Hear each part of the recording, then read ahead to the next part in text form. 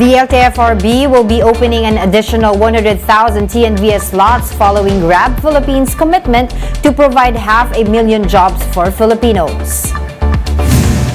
Inflation has hit its peak after breaching record highs in 2022. That's according to Finance Secretary Ben Jocno. But will it settle back to pre-pandemic targets this year? And in world news, U.S. Secretary of State Anthony Blinken cancels a high-stakes trip to China after a Chinese aircraft suspected to be surveillance equipment was seen over the U.S. airspace.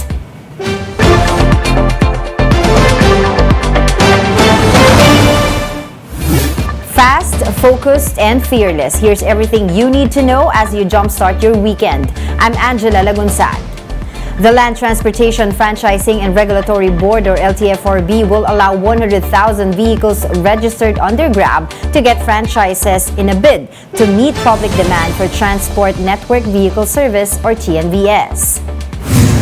This comes after Grab's investment pledge to President Bongbong Marcos of providing 500,000 jobs. LTFRB Chairman Teofilo Guadis III said they could add more TNVS slots in the next 3 months until it matches the needs of commuters. He added that the LTFRB is trying to give franchises to motor vehicles in other cities like Bacolod, Iloilo, Cebu, and Davao.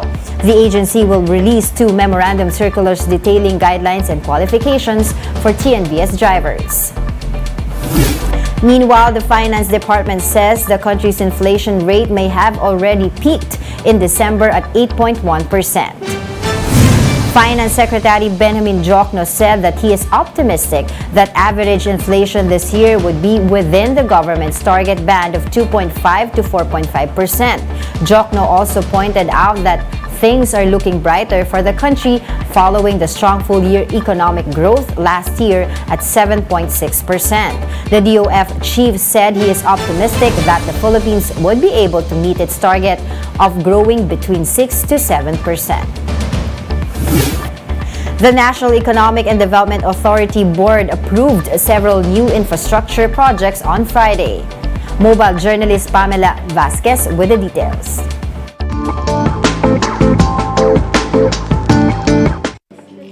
Seven projects have been approved by the National Economic and Development Authority Board. These are said to be the big-ticket infrastructure projects of the Marcos administration. Based on initial estimates, the indicative total cost for these approvals would be at 154.7 billion pesos. The first project approved by the NEDA Board is the construction of a cancer center at the University of the Philippines, Philippine General Hospital.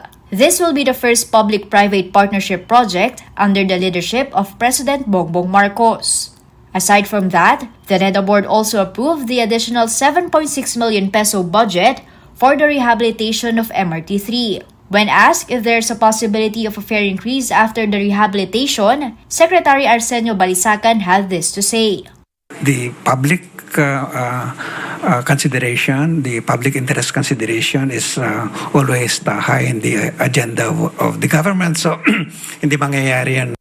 The NEDA Board likewise granted for the use of the 2.1 billion peso loan from the Japan International Cooperation Agency, or JICA. This is for the proper air traffic management in the country following the recent technical glitch in our airports. The construction of a new Dumaguete Airport under the DOTR has also been given the green light. The same goes for the Mindanao Inclusive Agriculture Development Project of the DA and the Integrated Flood Resilience and Adaptation Project of the DPWH. Lastly, the NEDA Board confirmed the ICC approval of DOTR's request for changes in scope, increase in cost, and extension of the implementation period for the Metro Davao Public Transport Modernization Project. Mobile journalist Pamela Vasquez, We Are One News. We'll be back with more stories after the break. Keep it here on One News.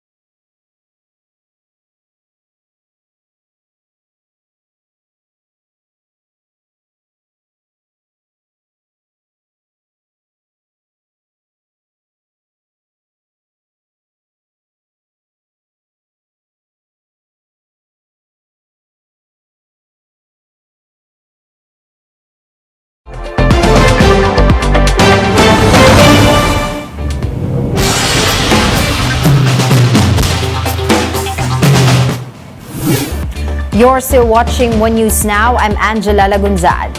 The U.S. military has been reportedly monitoring a suspected Chinese surveillance balloon that has been hovering over northern U.S. for the past few days.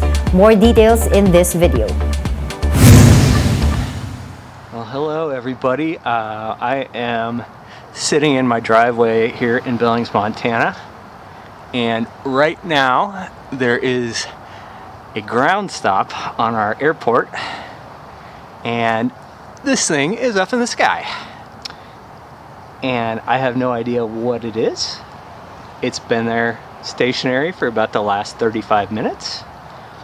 It's about 5:30 on Wednesday, February 1st, 2023. I have no idea what this thing is. I hope it's in focus.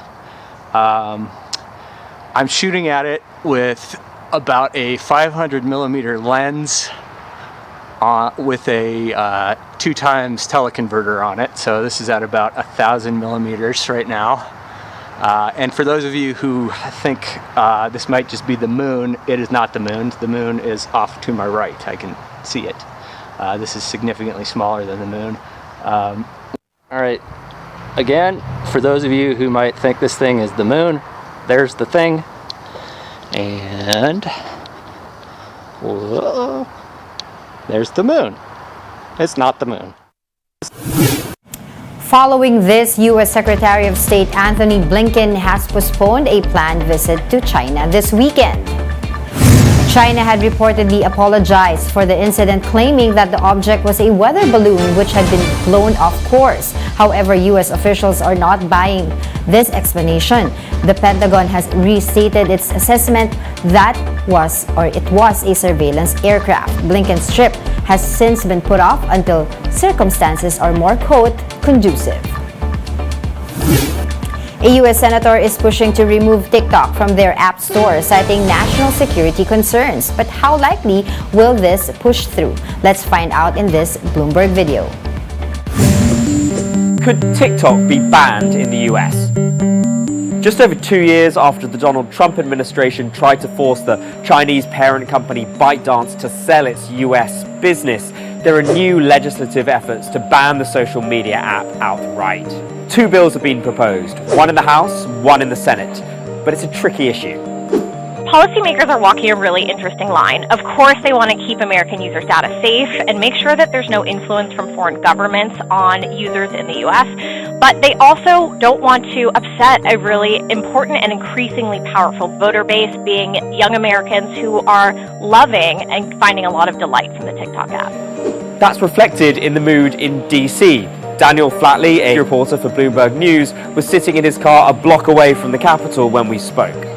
You won't find very many lawmakers on Capitol Hill who are unabashed supporters of TikTok. They say that they have some concerns. My patience is run thin.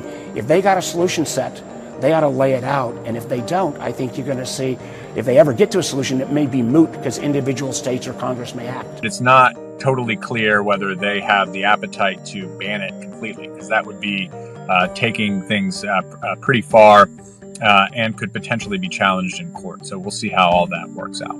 The app is already banned on all devices issued by the federal government. A number of states have followed suit, as have publicly funded universities in those states. Some have advocated using the prospect of an outright ban as a bargaining chip for negotiations with China over tech. Ultimately, if Congress fails to make any progress, it will fall to President Joe Biden to find a way to rein in the Chinese tech giant. And those are the top stories of the hour. Join us later at 9 in the morning as we continue to monitor the day's biggest stories. You can also catch One News on the Signal Play app. Register for a free account now at www.signalplay.com and stream One News live anytime, anywhere. I'm Angela Lagunzad. We are One News.